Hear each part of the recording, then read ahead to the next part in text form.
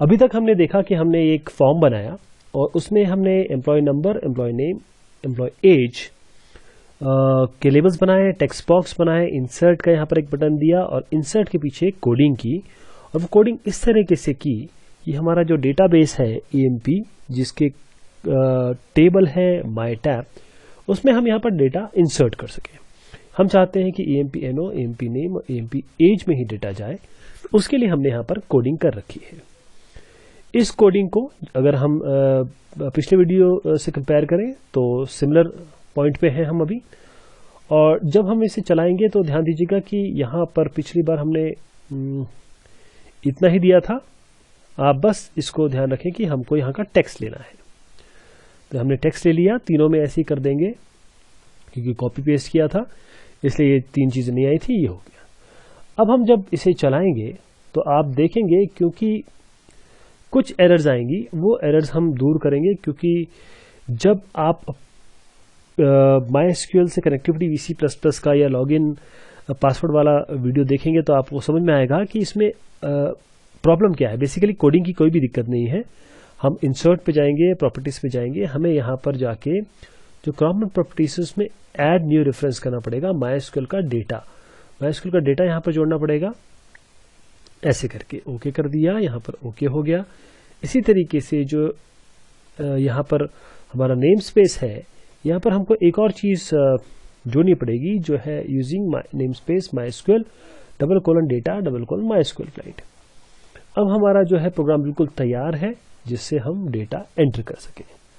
इसको रन कराएंगे, देखते हैं कोई और एरर हो तो इसे दूर करेंगे, लेकिन यहाँ पर सब कुछ ठीक है। अब इसमें हम डेटा डालेंगे, कोई 6 से नमन से एनी एज 26 इंसर्ट। जैसे हमने इंसर्ट किया तो हमने देखा यहाँ पर डुप्लीकेट एंट्री 6 फॉर की प्राइमरी आ गई।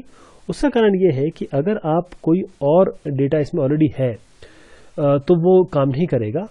आप कोई और डेटा डालिए, जैसे आप डाल दीजिए 11 और फिर इसको जोड़िए, तो यहाँ पर कोई भी एरर नहीं आएगी। डेटा से ध्यान दीजिएगा, पहली जो आपकी कॉलम है वो प्राइमरी की हमने दी हुई है, इसलिए वो मिलेगा। ओके कर दीजिए। अब यहाँ पर जाइए, अब आप रिफ्रेश करिए, आपको यहाँ ना दिखाई दे, आप बंद करिए, इसको दोबारा ओपन करिए MySQL और वर्कबेंच।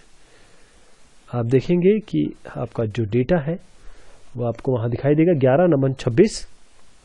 उसको ओपन करिए, रूट ओके, और EMP के इस माय टैब को आप ओपन करिए। यहाँ पर देखिए आपके पास 6 नंबर पे नंबर यहाँ पर जोड़ दिया गया है, क्योंकि मैंने और भी डेटा जोड़े थे वो सब यहाँ पर आ गए। और आप देखिए कि ये एंट्री आपकी हो गई है 11 नंबर पे फिर से नमन।